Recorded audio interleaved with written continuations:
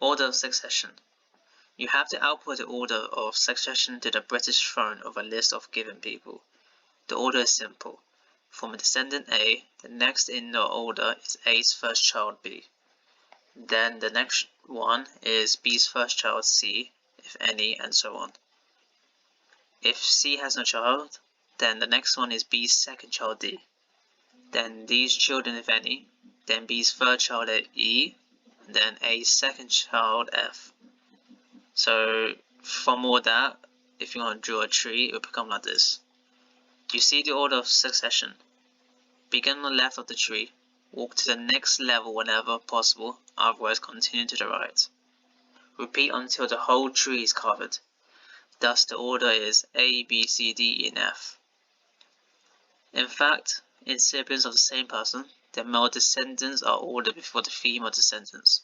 For example, if the order of the birth of the children, M for male and F for female, is FA, MA, ME, and FE, then the order of succession in the siblings is MA, ME, FA, and FE. The ordering rules: for A, in order of generation, for B, in order of gender, and C, in order of age.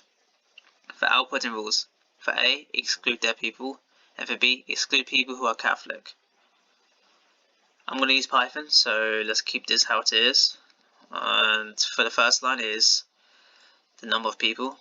For the for loop, it's basically adding name, parent, birth, death, religion, and gender.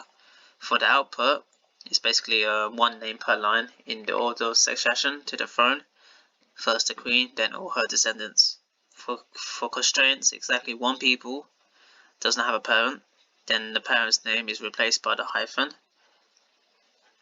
And no two siblings of the same gender of a person have the same year of birth. So 1 less than equal to n is less than equal to 100. So all of this for the input will turn out to this. And there's 4 test cases. So let's solve it.